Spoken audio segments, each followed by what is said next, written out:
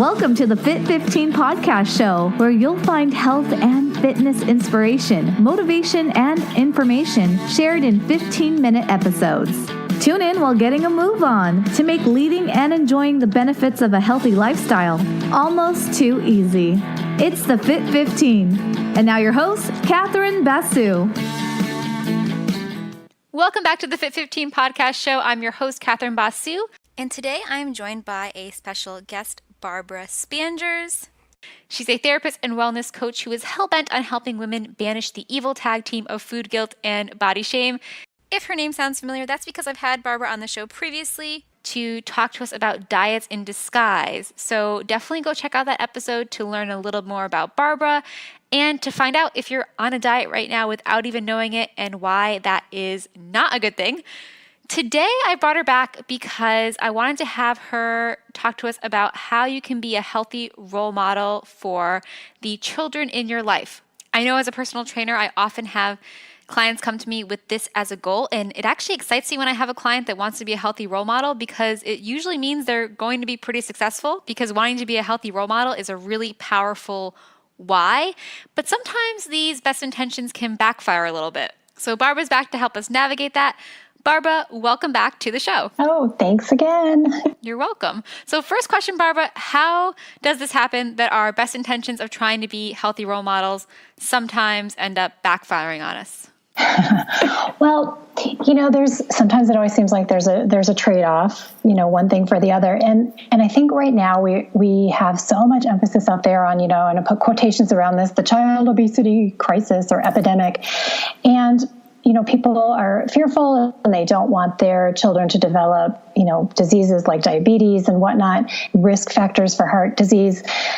But the flip side of that is that sometimes we end up actually creating disordered eating and then even eating disorders. And I think that's one of the messages that gets lost a lot, unfortunately, is that, we're kind of like trying in our zeal to avoid one kind of problem, we are in many ways creating another. And if any of your listeners have had an eating disorder themselves or know somebody, they're nothing light. Like they're nothing you want to mess with. They're actually, and there's a range, but when you get to something like anorexia nervosa, it has the highest mortality rate of any mental health condition. So these are nothing to trifle with.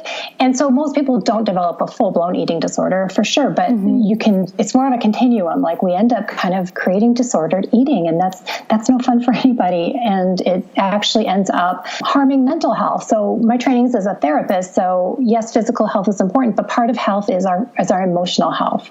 I think it's as important as physical health, and they're definitely intertwined. And if you're doing things for your physical health, but they're harming your mental health, then they're canceling each other out. So in that way, I just feel like we've almost gone too far and we're making things too judgmental for kids. Even though we're trying to do it for their health, we're actually creating some bigger problems in a different way. And we often are telling people or children, basically, your body's the most important thing about you, which, especially for little girls, that's taking them down a road that's not going to be very beneficial. Oh, for sure. And I've seen that in all types of school settings. In the middle and high school setting, when I was a classroom teacher, I'd hear my, especially high school girls, come in and talk about these great diets that they heard about that their moms were on. And I'm sure their moms didn't mean for them to overhear those conversations, but they were definitely picking up on it, right? Mm-hmm. And more recently, I've been volunteering in elementary schools, and luckily I haven't heard my elementary school students talking about diets, although I'm sure some of them probably do, but I have been surprised just all the rules and restrictions that parents place and are really involved with these kids, whether it's the Halloween route and being really obsessed with that. I had a few parents just talk to me about how they were astonished that parents were giving out candy, but also the schools themselves now having a lot of rules. This one school I worked at, we tried to have a fundraiser with a bake sale, and that was canceled because the school has a special healthy school designation, and that would have countered it, which I thought was very interesting because we had bake sales when I was growing up, and I didn't buy food at every single one, and I think we ended up turning out okay, but it was surprising to me. And that's another perfect example of like really good intentions, really great intentions that are going to have some downsides that aren't anticipated. And so what's happened, and we talked about this the last time you and I chatted, the last episode, where taking certain foods off limits and saying, oh my gosh, we can't have a bake sale because it's so bad for you. It actually gives more power to the baked goods, like power to the cookie. Yep. Yeah. So it makes it like this tantalizing thing, that makes it more desirable in many ways. So yeah. So I've seen that in some schools. Like I've had it both ways. When my kids went to school, like we never called foods, good or bad in our house, but I made a point of like, I didn't want to have foods be rewards. Right. And then I would go to school and they would get candy for, doing something well in class. I'm like, oh, that's, so there's all these messaging everywhere. And then I've got to back off like, okay, they're not going to die because the teacher gave them a piece of candy because they got whatever on their little coloring sheet. Sometimes it's like we got to kind of lighten up to get where we want to go. I think sometimes we're coming down too strict and creating more problems. Like it's not just parents. I mean, I see teachers doing it. Like you're just saying it'll get brought into the whole school where the school has a policy, but then individual teachers will say things. And so there's this, it's just popped in my head. A colleague of mine, her name is Leslie Schilling. She's a registered dietitian and she wrote a book with another dietitian named Wendy Jo Peterson. And their book is called Born to Eat, but they have some great ideas. Like in her little girl's lunch, I think she puts these little cards that say something like, this is my lunch, kind of basically don't comment on it. Don't comment on my lunch.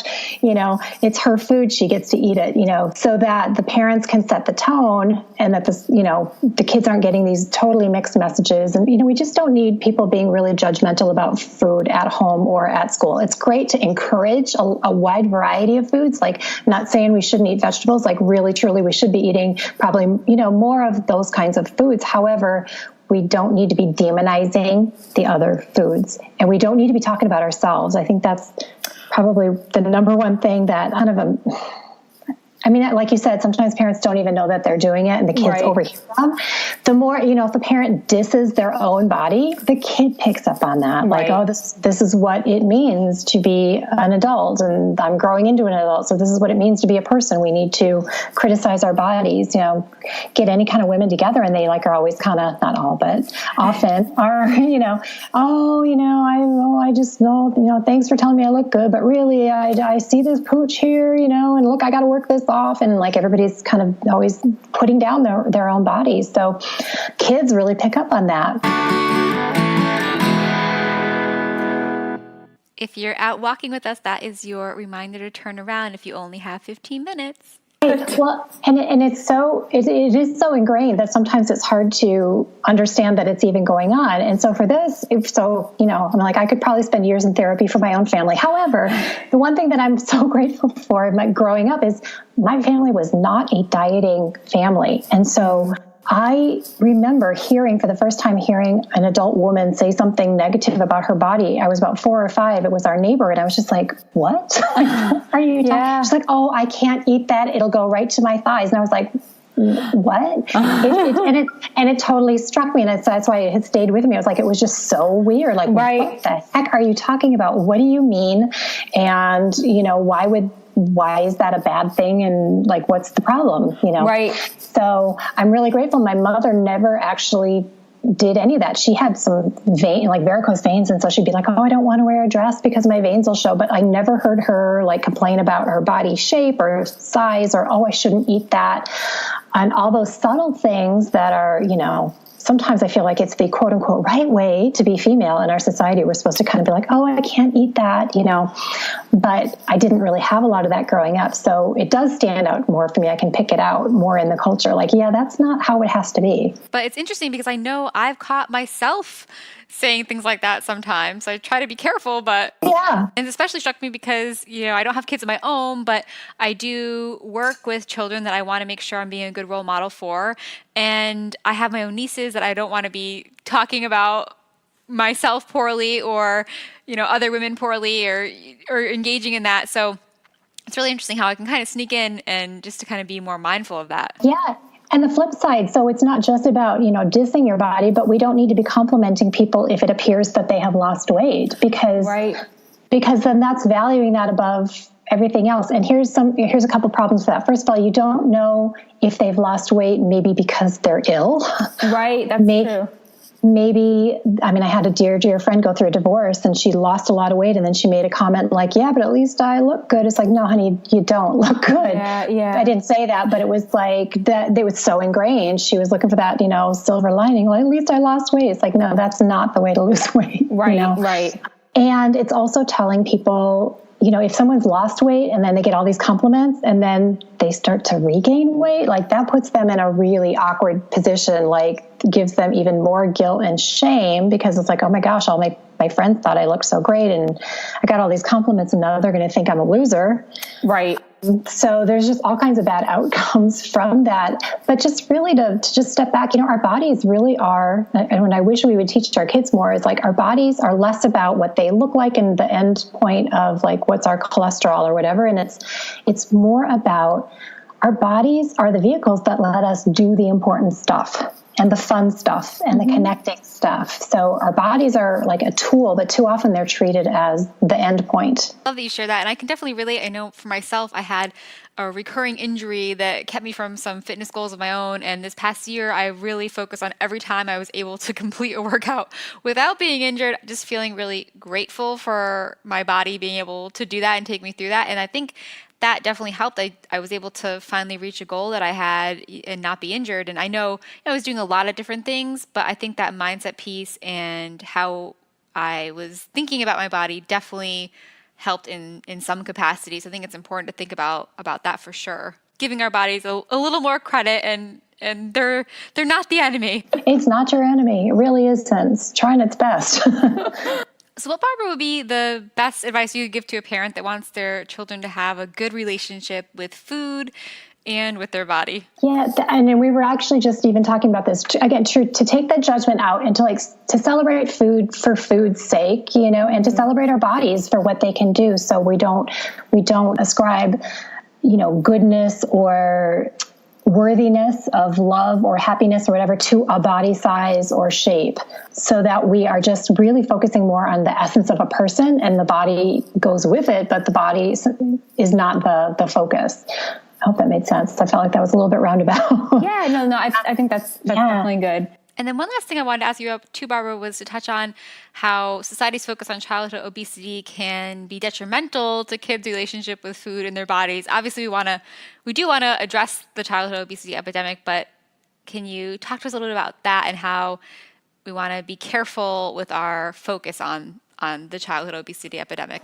Well, one of the things about obesity is, that obesity is a medical term. And so what happens is at a certain percentile of the growth chart, kids look at that label. And actually kids can go up and down in their growth. They have all different growth patterns. And some people, not just kids, but people, there's a variety of body shapes and sizes. And so it's actually like just labeling a certain size as being like sick.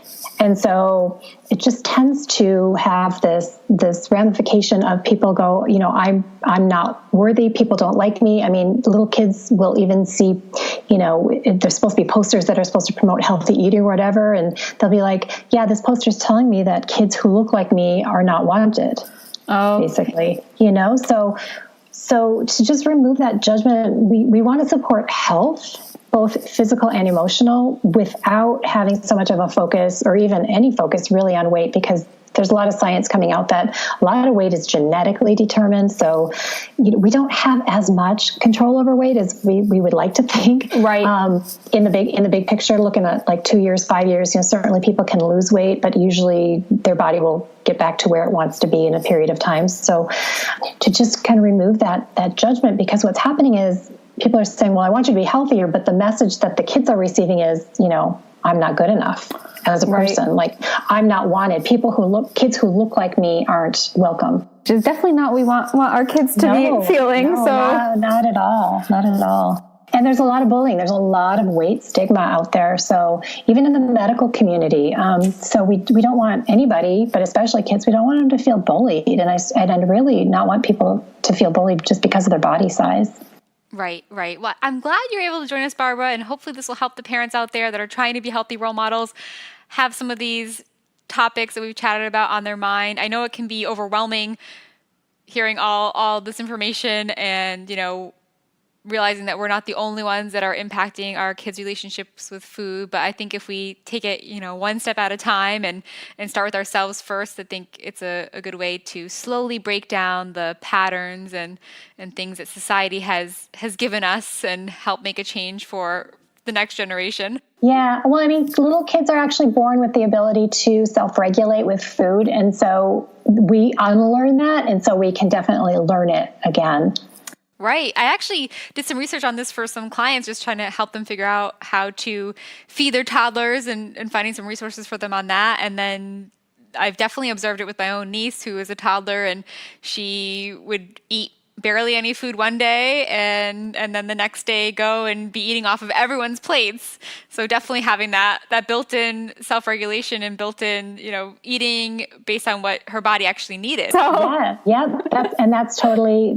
where, like, as adults, when we're told you can only eat a certain amount every day, but you can see with your niece, like, some days you don't want to eat that much, some days you will eat more, and in the big picture it'll balance out. But at some point people start stepping in and going, oh, you don't want to eat that much, honey, you've had enough, or right. Please, you need to eat more, and that starts to interfere with the child's ability to regulate their own food intake. So basically, toddlers know a lot more than we do. They do. Don't let them know that, though. They'll run with it. Well, thank you, Barbara, again for being here for a second episode. Hopefully this is helpful for our healthy role models out there, and want to just make sure everyone knows where to find you. So you're basically online anywhere Barbara Spanjers can be found, and then your website is Cake is Magical Wellness. Anything else you want to leave us with before we sign off today? No, that's it. Well, thanks so much for being on. Maybe, if anyone has questions, maybe we'll get you back on another time. Who knows? Okay. All right. Thank you. Thanks, Barbara. Thanks for listening to the Fit 15. For show notes and more, visit fitarmadillo.com/podcast. See you next time. Hi friends, it's Catherine. Wanted to pop on the podcast for an idea, a way for you to be a healthy role model today. And that's by joining us either in person or wherever you are located for a fun run and fundraiser for the Girls on the Run Palm Beach Council. I'm doing the fun run and fundraiser for that specific council because I'm here in West Palm Beach promoting my book, and I wanted to do something to give back to the community while I'm here. So we're actually going to meet in person, for those of you who are in town, Thursday, March 15th at the Run and Roll store in West Palm Beach at 6 p.m. So definitely join us if you're in town. Tell any friends you have that would be interested in joining us in person tonight if they're able to make it. And as a bonus, Patty, the owner of Run and Roll, has actually offered participants 10% off their store purchases. So that's super generous of her. She wanted to thank you for being generous and giving back. So if you need some new running shoes, definitely come on out and participate in that with us. Be a healthy role model. Bring your kids out with us. We'd love to have them as well. You can register at fitarmadillo.com/GOTRPBC. G for girls, O for on, T for the, R for run, P for palm, B for beach, C for council. And if you're not in the area and want to join us, you can head on over to that same website and you'll be able to join us as a virtual runner. So if you want to find all these links, you can go to the Fit Armadillo Facebook, Instagram. You'll see tons of links about that. So I hope you can join us either in person or wherever you are located and be a healthy role model for the children in your life and help us give back to the local community and be good role models through the work that's done at Girls on the Run. Thanks so much for listening, and I hope to get to run with you tonight. Bye.